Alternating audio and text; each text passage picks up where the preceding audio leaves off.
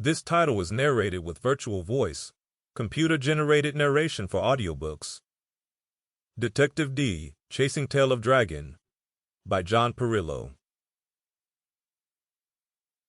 Chasing the Dark Night. The shadows seemed to shift, move on their own, as if holding a deep and dark secret waiting to explode forth and suck everything within sight into them and swallow them forever. Least that's what it seemed like to some Pooh, whose stomach was complaining. Not so loudly as usual, because his teeth were louder, chattering with fear. Something touched his shoulder. "Help! It's just me, some Pooh," D whispered. D stepped next to some Pooh. His face was filled with amusement, but not a mocking one, a gentle one, as one would give a child they loved who had just made a simple mistake. D's shoulders were broad, his body lithe, but he had a powerful build from the martial arts he practiced every morning before he went to work. Some Pooh has seen his handsome friend leap 6-foot-tall fences in pursuit of a thief, and easily, without losing a breath, take them down with a quick kick and punch before he flattened them on the ground and cuffed them with leather tongs. Yes, you dress like Detective D in that dressy uniform you wear, but how do I know you aren't a very clever werewolf? A shapeshifter pretending to be D, catch me off guard and then pluck me off my feet to sink your fangs into my throat to make a decent meal. I suspect, some Pooh, that you would be a banquet, not a simple meal. Some Pooh smiled. Really, you think so? D smiled, though it was invisible in the dark they stood. I do. Then I will not be so frightened. In his silly way, some Pooh managed to face his fears at the moment and of the moment with logic only his simple mind could conjure. Not that some Pooh is a dull or dumb soul, just that he doesn't carry all the usual conceits that often go with the very intellectual, or those that believe they must always be seeking to outdo the other with verbal and or intellectual fistfights.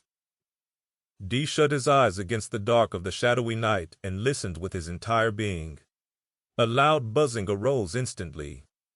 He knew from the various worn volumes of philosophy and spiritual books that Master Yin had in his library, but were like new, that noise was the eternal hum, the voice of God in the silence. He smiled. Such knowledge, found in books the master never reads. Then Master Yin cleared his throat and spoke. The sound of God, Master Yin described to him at the same time as he was about to announce what he had discovered. The connection to Tao.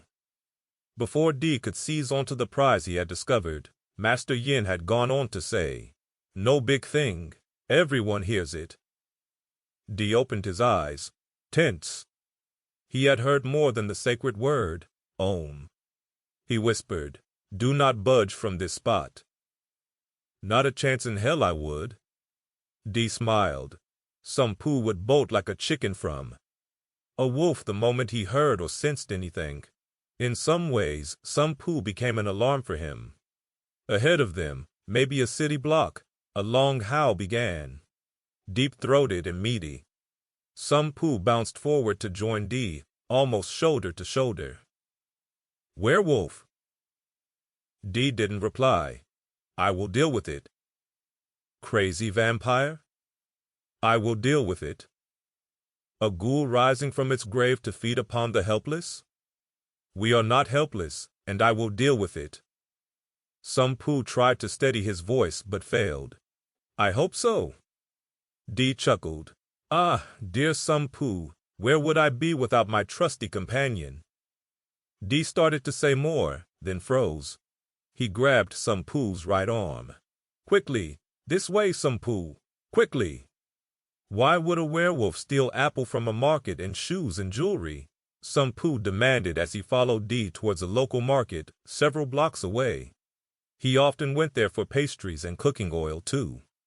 Make their flat breads. Perhaps the thief is quite clever and has discovered an interesting way to disguise himself.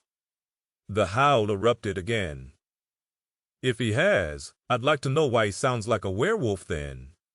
"Some Pooh, have you ever heard a werewolf before?" "Not before tonight, but tonight I am certain I have." A scream. To keep listening to this audiobook, I've left you a link in the description so you can do it, at no cost thanks to Audible's 30-day free trial.